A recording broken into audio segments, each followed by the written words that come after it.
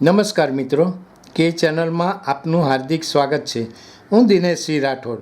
આજે આપણે જોઈશું એકતાનગરની ઇમારતોને આદિવાસી સંસ્કૃતિની રંગત આપતું પિઠોરા આર્ટ.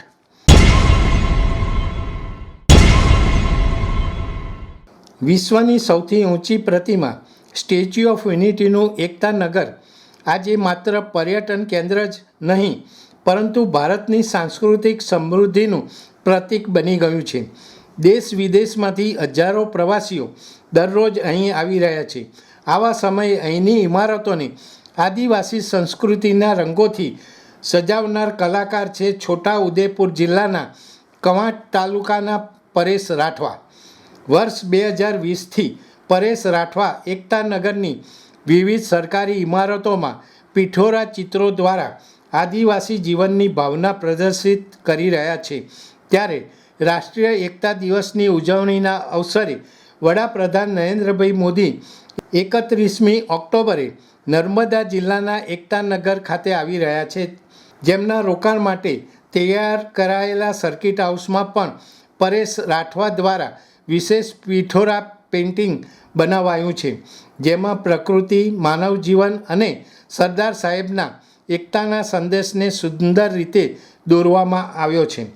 પિઠોરા ચિત્ર નહીં, પરંતુ પ્રાચીન લિપિનું જીવંત સ્વરૂપ છે, એમ કહેતા પરેશ જયંતિભાઈ રાઠવાએ જણાવ્યું હતું કે છોટા ઉદેપુરના આદિવાસી સમાજમાં પિઠોરા ચિત્રોને માત્ર કલા નહીં, પરંતુ લખાણ તરીકે માનવામાં આવે છે.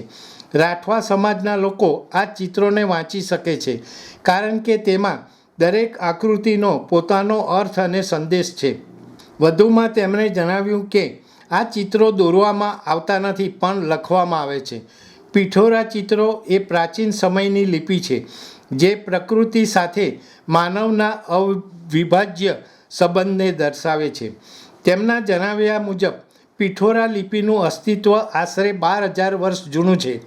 તેજગઢ નજીકના કોરાજ ગામની ગુફાઓમાં પથ્થર પર પિઠોરાના ચિત્રોના પુરાવા મળ્યા છે, જે માનવજાતની શરૂઆતના સમયના સંવાદનું સ્વરૂપ હતું. પરંપરાને જીવંત રાખતા પરેશ રાઠવા છેલ્લા 32 વર્ષથી ઘરની ઓસરીમાં બાબા પિઠોરાના ચિત્રો લખવાનું કામ કરે છે. ત્યારબાદ તેમણે કેનવાસ પર આ ચિત્રો દોરીને આદિવાસી સંસ્કૃતિને વૈશ્વિક મંચ પર પહોંચાડ્યું. પરેશ રાઠવા આદિવાસી સમાજની પ્રાચીન પિઠોરા પેઇન્ટિંગ પરંપરાને રાષ્ટ્રીય અને આંતરરાષ્ટ્રીય સ્તરે પહોંચાડવા માટે જાણીતા છે. તેમની કલા દ્વારા તેઓએ આદિવાસી સંસ્કૃતિને નવી ઓળખ આપી છે. વર્ષ 2023માં રાષ્ટ્રપતિ દ્રૌપદી મુર્મુના હસ્તે પદ્મશ્રી એવોર્ડ, વર્ષ 2021માં મુખ્યમંત્રી ભૂપેન્દ્રભાઈ પટેલના હસ્તે ટુરિઝમ એવોર્ડ, તેમજ વર્ષ 2020-21 દરમિયાન રાજ્યપાલ આચાર્ય દેવવ્રતજીના હસ્તે શ્રેષ્ઠ કલાકાર એવોર્ડથી તેઓ સન્માનિત થયા હતા. આ ઉપરાંત વર્ષ 2018માં પણ રાજ્ય કક્ષાના એવોર્ડ પ્રાપ્ત કર્યા હતા. આ ચિત્રોમાં બાબા પિઠોરા, દેવ અને એમના આખા પરિવારના ઘોડા, સૂર્ય, ચંદ્ર, વાવણી, વરસાદ, પશુપાલન અને દૈનિક જીવનના દ્રશ્યો દોરવામાં આવે છે. ચિત્રના ઉપરના ભાગમાં દિવસ અને રાતનું પ્રતીકરૂપ સૂર્ય અને ચંદ્ર દર્શાવવામાં આવે છે, જ્યારે નીચેના ભાગમાં આદિવાસી જીવનની પ્રવૃત્તિઓનું વર્ણન હોય છે.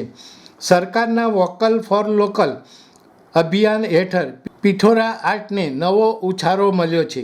એકતાનગરમાં આ કલા દ્વારા ગુજરાતની આદિવાસી સંસ્કૃતિને આંતરરાષ્ટ્રીય સ્તરે ગૌરવ અપાવવાનો પ્રયાસ સફળ રહ્યો છે.